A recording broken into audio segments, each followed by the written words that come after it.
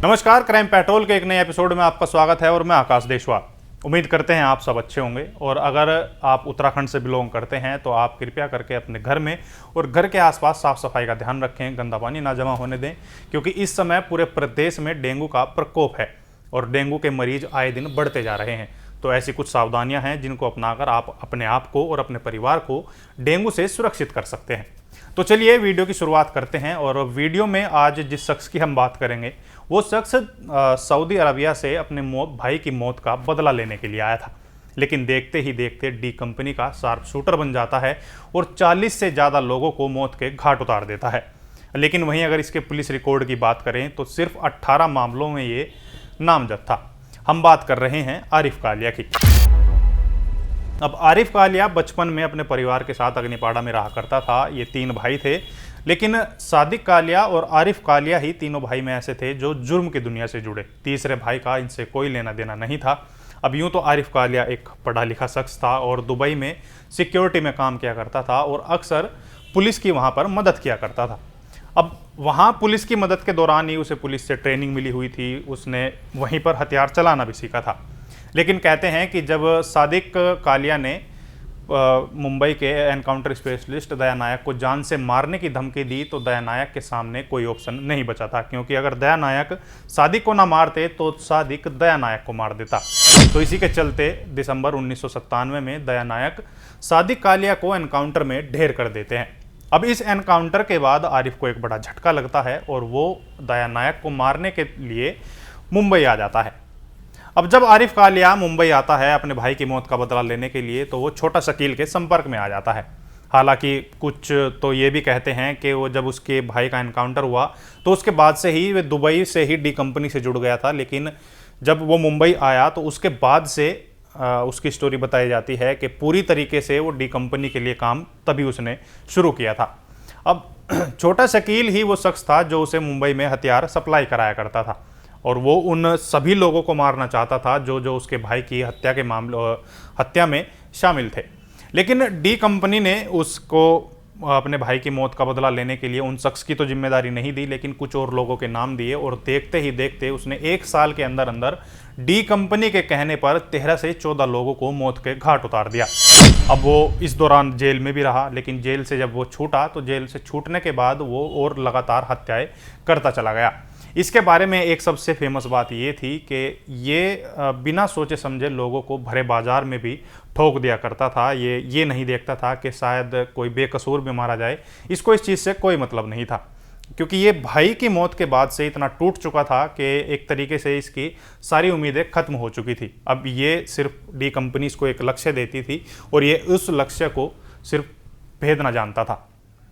कहते हैं कि आरिफ ने नागपाड़ा में कस्टम इंटेलिजेंस ऑफिसर फारूक बटाटा की हत्या कर दी थी और ये हत्या आरिफ ने इतने खूंखार तरीके से की थी कि जितने भी बाकी के कस्टम ऑफिसर थे उन सब में आरिफ के नाम का खौफ बैठ गया था। ये भी बताया जाता है कि आरिफ ने फारूक बटाटा को उसी की पत्नी के सामने गोलियों से भून दिया था। और इतना ही नहीं, आरिफ कालिया ने अंडरवर्ल्ड से जुड़े उस खतरनाक शख्स को भी मौत के घाट उतारा था जिसकी कभी तूती बोला करती थी। जी हाँ, ये शख्स था हुसैन उस्तरा। कहते हैं कि हुसैन उस्तरा ने क्राइम ब्रांच की मदद की थी और वो अब दाऊद के खिलाफ जाने लगा था। हुसैन उस्तरा को अंडरवर्ल्ड लेडी डॉन सपना दीदी अपना गुरु मानती थी। अब यूं तो सादिक कालिया अग्निपाड़ा में रहा करता था और उस समय वहां पर गामा ब्रदर्स जो कि 7 भाई थे उनका दबदबा हुआ करता था, लेकिन अब उनकी सादिक कालिया से नहीं बनती थी और वजह थी कि वो सादिक कालिया दाऊद के लिए काम करता है और गामा ब्रदर्स अरुण गवली के लिए। तो देखते ही देखते सादिक कालिया उन 7 भाइयों में से 2 को मौत के घाट उतार देता है। और इसके बाद जब ये चीज़ आरिफ को पता लगती है तो आरिफ उन बचे 5 भाइयों में से 3 को मौत के घाट उतारता है। अब देखते ही देखते जब समय थोड़ा सा बीता तो गामा ब्रदर्स को अपनी मौत का डर सताने लगा, तो उन्होंने एक मीडिएटर को पकड़ा जो आरिफ कालिया की उनसे बात करा सके और उसी के थ्रू उन्होंने आरिफ कालिया को एक मैसेज भेजा।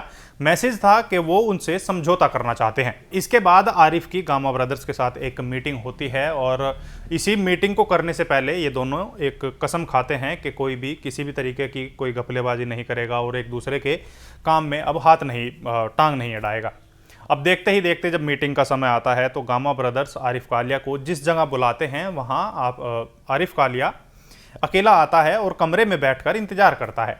लेकिन तभी कमरे में एक शख्स आता है और वो आरिफ को देखकर चौंक जाता है, क्योंकि वो जो शख्स कमरे में आया था वो आरिफ को जानता था और कहीं ना कहीं वो एक तरीके से उसको अपना गुरु मानता था। अब उस शख्स ने तभी आरिफ को बताया कि मुझे यहाँ पर गामा ब्रदर्स ने तुम्हें मारने के लिए भेजा है, और अगर मुझे ये पहले पता होता कि वो आप हैं तो शायद मैं ये काम ना करता, मैं पहले ही मना कर देता। तो वो उसको बताता है कि किस तरीके से मीटिंग के नाम पर गामा ब्रदर्स तुम्हें मारने का प्लान बना रहे हैं। तो तभी वो उसको आरिफ कालिया को कमरे से बाहर निकलने का रास्ता भी बताता है और वो उनको गामा ब्रदर्स का पूरा प्लान बता देता है। अब जहां एक तरफ आरिफ को गामा ब्रदर्स का डर था, तो वहीं दूसरी तरफ एनकाउंटर स्पेशलिस्ट प्रदीप शर्मा और दया नायक का भी डर था। अब कहीं ना कहीं ये दोनों एनकाउंटर स्पेशलिस्ट भी आरिफ की तलाश में थे, क्योंकि ये जानते थे कि अगर उन्होंने आरिफ को नहीं मारा तो वो अपने भाई की मौत का बदला लेने के लिए उन दोनों को भी ठोक सकता है। अब ये दोनों एनकाउंटर स्पेशलिस्ट भले ही जो क्रिमिनल थे उनके लिए मौत का काल बनकर आते थे, लेकिन ये दोनों आरिफ से इतना डर जाते हैं कि इनको अलग से सिक्योरिटी प्रोवाइड करी जाती है और साथ ही ऑटोमेटिक हथियार भी दिए जाते हैं। अब ये दोनों प्रदीप शर्मा और दया नायक आरिफ की तलाश में जुट जाते हैं। किसी तरीके से वो उसको सादिक के मुकाम तक पहुंचाना चाहते थे, यानी कि आरिफ का भी वो एनकाउंटर करना चाहते थे। लेकिन आज जैसे जैसे समय बीतता है तो आरिफ ये समझ जाता है कि कहीं ना कहीं ये जो क्राइम की दुनिया में जहां वो फंसा है वो एक ऐसी दलदल है जिससे निकलना मुश्किल है। लेकिन वो फिर भी कोशिश करता है, वो सोचता है कि क्यों ना इस दलदल को यहीं छोड़कर कहीं जाकर अपनी नई जिंदगी की शुरुआत करे। इस दौरान आरिफ की कुछ पुलिस वालों से बात हुआ करती थी। अब उन्हीं पुलिस वालों के जरिए उसने एक दिन प्रदीप शर्मा से मिलने को कहा और उससे मीटिंग करके बात करने की उनसे बात कही। अब जब उसके बाद पुलिस वालों द्वारा ये बात प्रदीप शर्मा तक पहुंचाई गई तो प्रदीप शर्मा ने आरिफ से मिलने के लिए हाँ कर दी और उसे अंधेरी स्टेशन की एक जगह पर बुलाया गया। अब शुरुआत में तो इस मीटिंग से पहले दोनों के अंदर डर बना हुआ था, लेकिन जब इन दोनों ने मीटिंग की उसके बाद ये कहीं ना कहीं डर खत्म हो गया। और अब इस मीटिंग के बाद हालांकि दोनों का भरोसा आपस में बढ़ जाता है, तो प्रदीप शर्मा आरिफ कालिया को बोलते हैं कि वो तो उसे लेकर अपने सीनियर ऑफिसरों से बात करेगा और उसके बाद का जो भी प्रोसीजर होगा वो उसके तहत काम करेगा। और इतना कहने के बाद प्रदीप शर्मा आरिफ को अपनी गाड़ी में बैठाकर अपने सीनियरों से मिलाने के लिए ले जाते हैं और जब भी मजगांव नारियलवाड़ी के कब्रिस्तान पर वो उसको ले जाकर रोकते हैं और जैसे ही वो अपने सीनियर ऑफिसर से आरिफ को मिलवाते हैं तो आरिफ ये समझ जाता है कि कहीं ना कहीं अब उसके साथ कुछ गलत होने वाला है। अब यहाँ आरिफ कालिया का मौसम साथ देता है और एक तेज आंधी चलती है। अब आंधी की वजह से चारों तरफ धूल ही धूल हो जाती है। तब इस धूल में पुलिस ऑफिसर्स तो अपने आप को बचाने की कोशिश भी करते हैं, साथ ही साथ वो आरिफ को लेकर ये भी फील करते हैं कि अब क्यों जो व्यक्ति हम पर भरोसा करके यहाँ तक आया है वो हमको छोड़कर नहीं जाएगा, तो वो उसके लिए उसकी तरफ से सुरक्षित थे। लेकिन आरिफ कालिया अपने ऊपर जो जिस तरीके से उसको सीनियर से मिलाया गया था, तो जो खतरा उसने महसूस किया था वो उस खतरे को भांपकर उस धूल का सहारा लेकर, आंधी का सहारा लेकर वहाँ से फरार हो जाता है।